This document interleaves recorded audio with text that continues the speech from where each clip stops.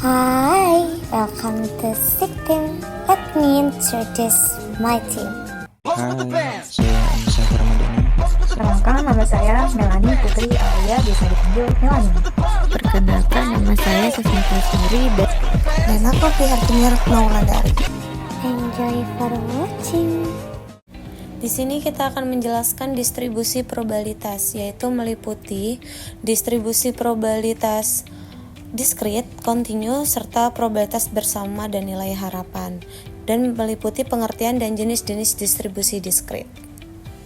Halo, selanjutnya dengan saya Melani. Di sini saya akan menjelaskan syarat percobaan distribusi binomial.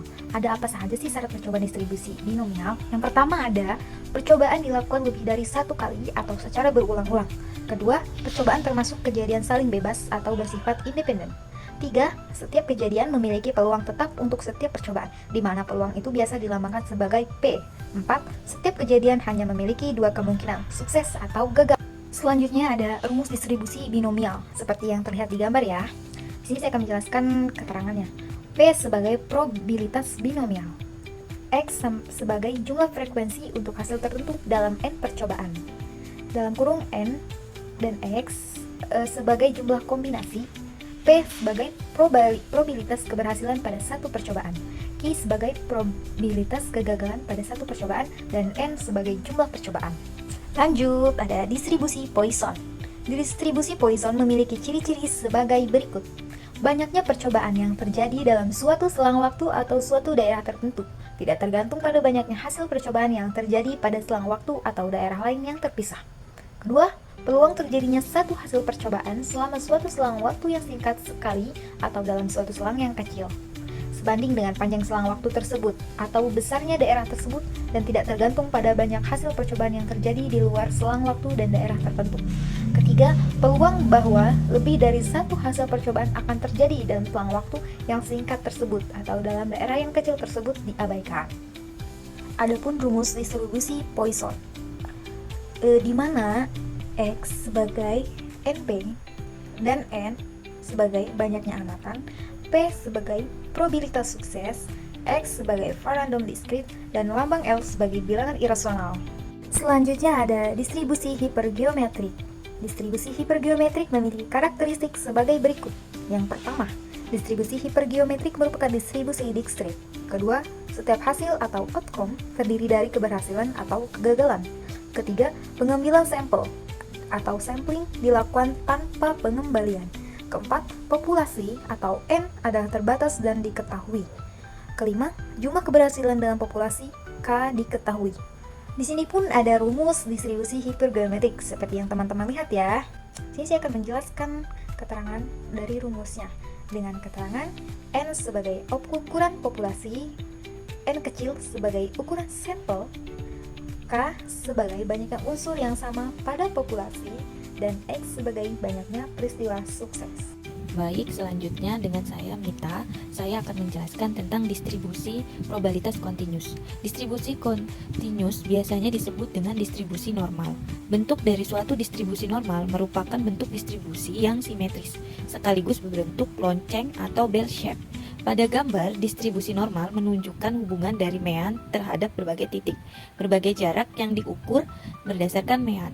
Distribusi kontinus memiliki sifat-sifat sebagai berikut. Yang pertama, bentuk lonceng terbalik dengan sebuah puncak. Yang kedua, rata-rata atau mean berada di tengah-tengah dari kurva. Yang ketiga, bentuk distribusi yaitu simetris. Berdasarkan nilai mean harus sama dengan median dan sama dengan modus.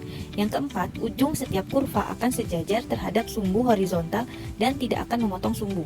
Yang kelima, sebagian besar data akan terletak di tengah-tengah kurva dan sebagian kecil data akan terletak di tepi kurva.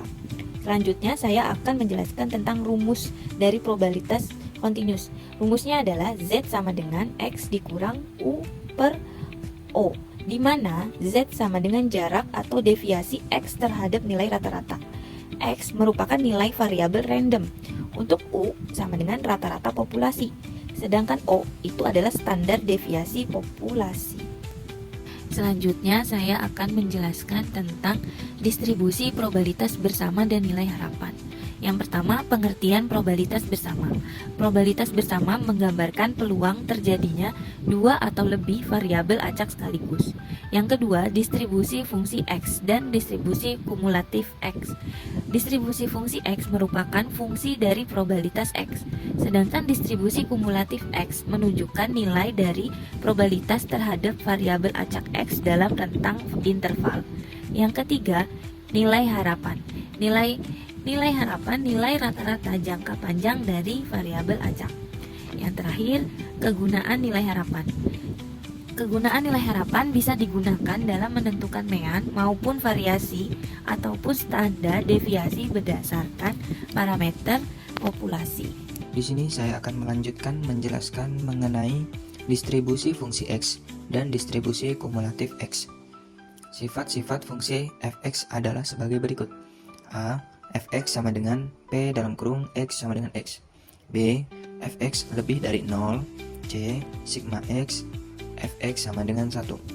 Untuk variabel acak kontinu A, P dalam kurung A kurang dari X kurang dari B sama dengan Fx dx. B. Fx lebih dari 0. C. Fx dx sama dengan 1. Yang dirumuskan menjadi berikut. E dalam kurung X sama dengan P dalam kurung X kurang dari X sama dengan Sigma X kurang dari X Fx bila X diskrit, Fx dx bila X kontinu. Baik, selanjutnya adalah distribusi kumulatif X. Sifat-sifat fungsi dari distribusi kumulatif Fx meliputi A.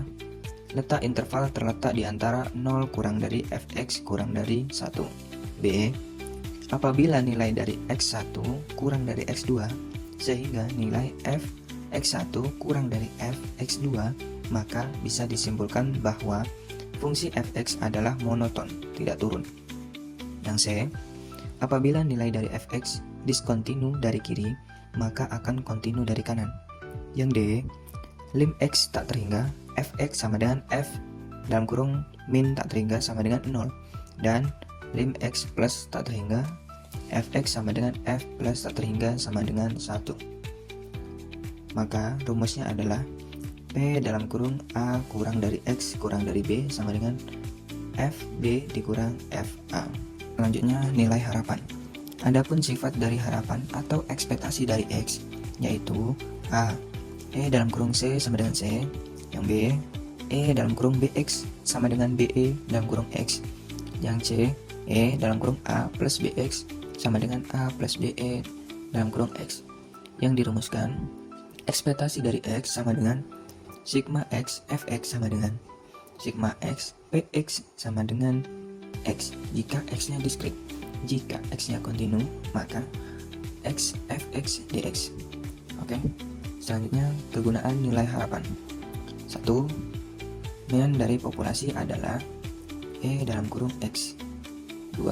Variasi populasi adalah E dalam kurung X dikurang populasi tutup kurung 2 pangkat 2 sama dengan E dalam kurung 2X dikurang populasi kuadrat, di mana nilai dari populasi sama dengan ekspektasi dari X. 3. Standar deviasi.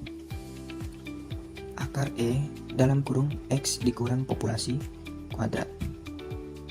Jadi, dengan demikian rumus ialah X dikurang populasi kuadrat sama dengan E dalam kurung X kuadrat dikurang. Baik, di sini ada contoh soal ya, teman-teman. Jika seseorang membeli kupon untuk mendapatkan hadiah undian, kemudian dia bisa memenangkannya dengan hadiah utama adalah 50 juta, kemudian hadiah kedua senilai 20 juta, dengan masing-masing probabilitas 0,0001 dan 0,003. Berapakah harga kupon tersebut seharusnya? Oke, ini penyelesaiannya adalah sebagai contoh bahwa variabel X menunjukkan nilai kemenangan, sehingga nilai dari X1 adalah 50 juta dengan probabilitas P dalam kurung X sama dengan X1 sama dengan 0,001.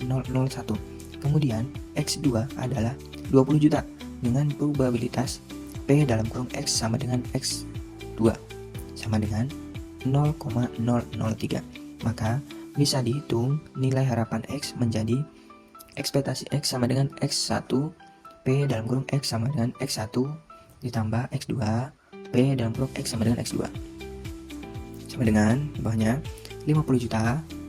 Oke, terus selanjutnya di dalam kurung lagi 0,001 ditambah 20 juta dalam kurung lagi 0,003, yaitu hasilnya adalah 110.000. Bisa disimpulkan bahwa harga untuk kupon undian senilai 110.000. Dari seluruh penjelasan tim saya dapat disimpulkan yaitu distribusi probabilitas adalah daftar seluruh kemungkinan hasil dari suatu percobaan yang disertai dengan peluang atau probabilitas masing-masing hasil atau biasanya disebut sampel. Distribusi probabilitas menggambarkan apa yang mungkin akan terjadi bukan yang sebenarnya terjadi dan seringkali ditampilkan dalam bentuk grafik, tabel, atau rumus. Sekian dari penjelasan tim saya. Apabila ada kesalahan kata, mohon maaf. Semoga ilmunya bisa diterima. Terima kasih. See you.